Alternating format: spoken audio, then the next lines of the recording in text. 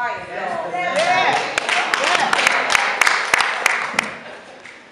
sounds like there's 100 of y'all up here. Beautiful, beautiful, beautiful. Thank you, choir. Thank you, Michelle. Thank you for that message.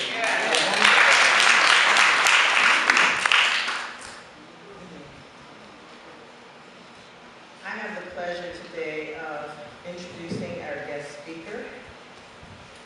He is Reverend Aswad Hukwa.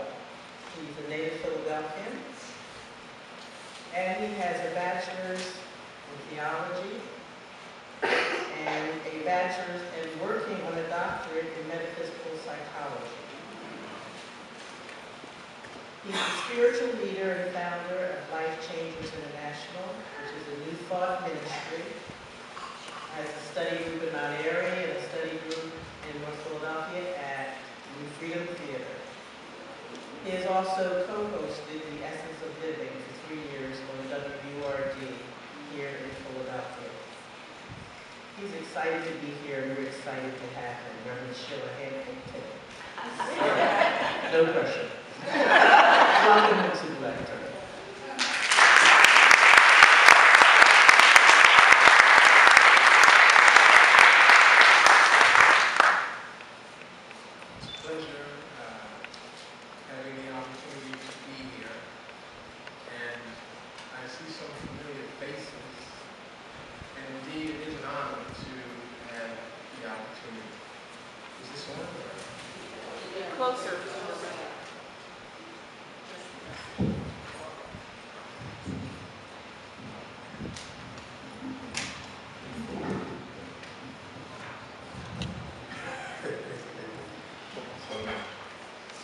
Again, it's a pleasure to have an opportunity to be here, and I'm looking forward to sharing with you some thoughts that I believe are important.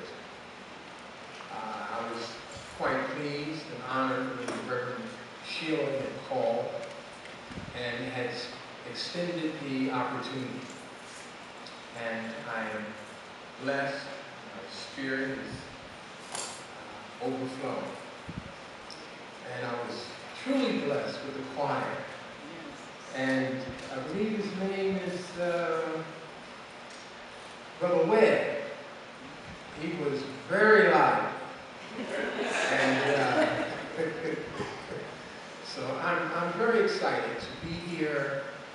And I'm not going to take a lot of your time, but I believe I have some things that I believe will be of benefit and some things that I believe will be of encouragement. Turn around to your neighbor and say, all things are working together. All things are working together. Now, I want you to just say it again and say it like you mean it. All things are working together.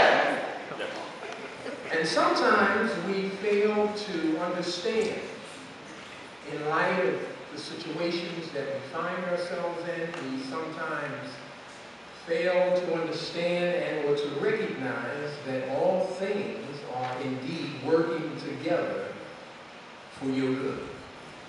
Sometimes that's a very difficult thing for people to understand.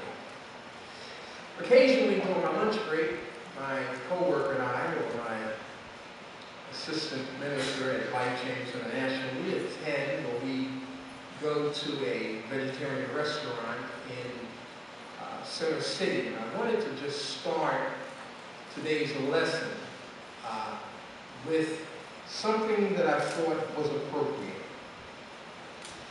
And it's from a book entitled, a little pamphlet entitled, Heart of a Buddha.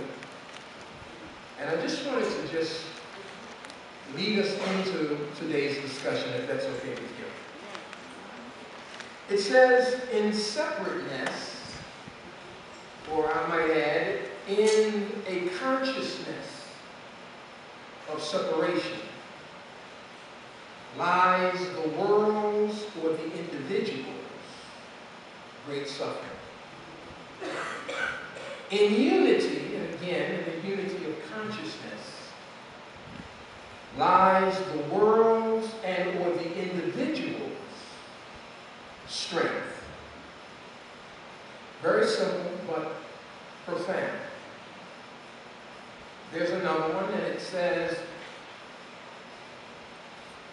we already have perfect compassion, perfect wisdom, perfect joy. We only need to settle. Everybody say settle. Settle. We only need to settle our minds. That means to hold ourselves where? In truth. We need to only settle our minds so that they can arise from deep within us. And one more.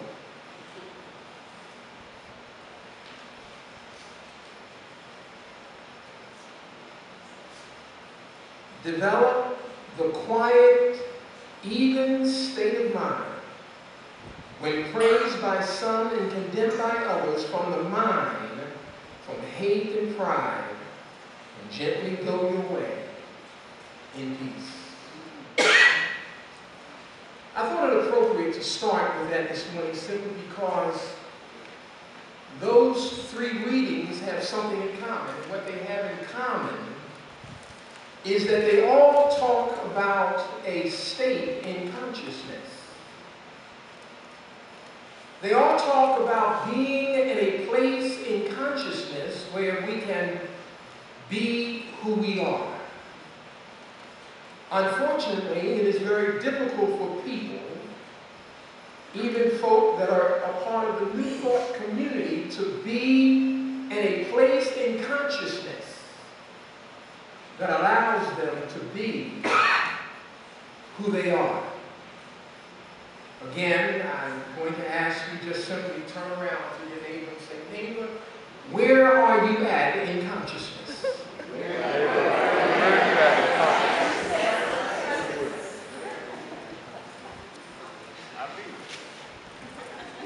One sure way of knowing where you're at in consciousness is just look at what is showing up in your life. Now, if I was in a Baptist church, I'd say, can I get a witness?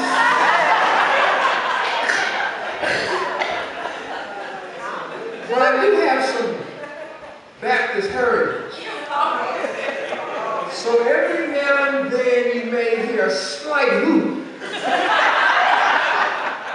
But I am reminded that I am at the center of peace. And isn't that where it all begins? Isn't that where we all need to be? And that is at our center of peace.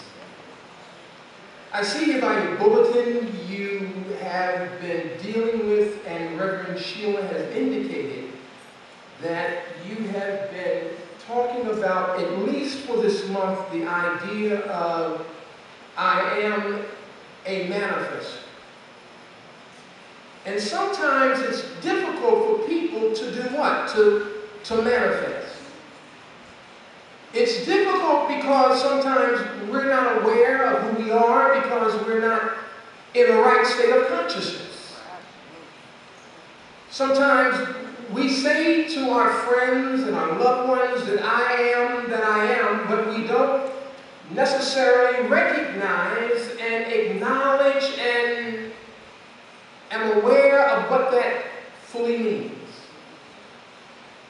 When we say that we are an individualized expression of a divine presence. Now, I don't know about you, but I have experienced some change in my life.